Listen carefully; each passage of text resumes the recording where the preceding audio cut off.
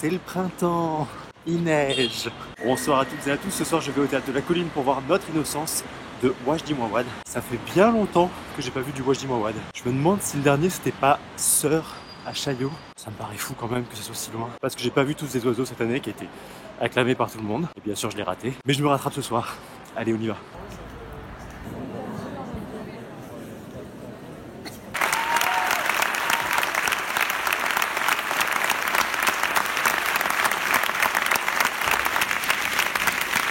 Bon, c'est compliqué à débriefer parce qu'il y a des moments où j'étais genre wow. Il y a des moments où j'étais et puis il y a des moments où j'étais Première chose intéressante, c'est que il y a tous les écueils de mise en scène que je déteste habituellement. C'est-à-dire les chorales, les chaises alignées, les gens qui se déshabillent sur scène et qui changent de costume sur scène. Et tous en même temps, dans une pénombre. Genre on change de peau, je sais pas ce qui se passe, on s'habille tout en noir. Bref. Tout ça j'aime pas, et là ça passait bien. Je sais pas si c'est l'énergie, si c'est que c'était ultra poussé, ou alors aussi parce qu'ils étaient très nombreux sur scène et que ça fait quand même son petit effet quand il y a autant de monde. En tout cas la parole chorale elle passe très bien, et heureusement puisque ça dure quand même presque une bonne demi-heure. C'est le cœur de la jeunesse. Et il est fascinant, déjà parce que c'est très long, parce qu'ils sont hyper synchro. De voir cette petite chorégraphie des bouches hyper synchro, ça a créé quelque chose. Il y a des phrases qui t'interpellent, genre caca frosties, c'est la crise. Genre caca frosties. Je vais pas réussir à la dire. Caca frosties, c'est la crise, voilà. Le texte est vraiment avec des hauts et des bas, il y a des moments assez intéressants et puis d'autres moments assez bateaux.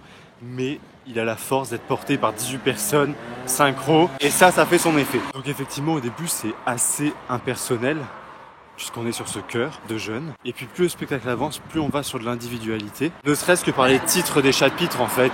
C'est dans l'ordre la viande, la chair, le corps, l'esprit et la vie. Et sur la partie le corps en fait, c'est là où j'ai le plus soupiré je pense. Parce qu'on alternait vraiment entre les moments hyper pertinents dans le discours et puis les moments hyper quétaines. Par exemple, à un moment, il y a cette fille qui fait ses blagues homophobes et racistes. Et je trouve qu'il y a quelque chose d'hyper intéressant qui se passe à ce moment-là. Ça raconte quelque chose de cette injonction à la blague tout le temps. Très touche pas à mon poste, non mais c'est pour rire.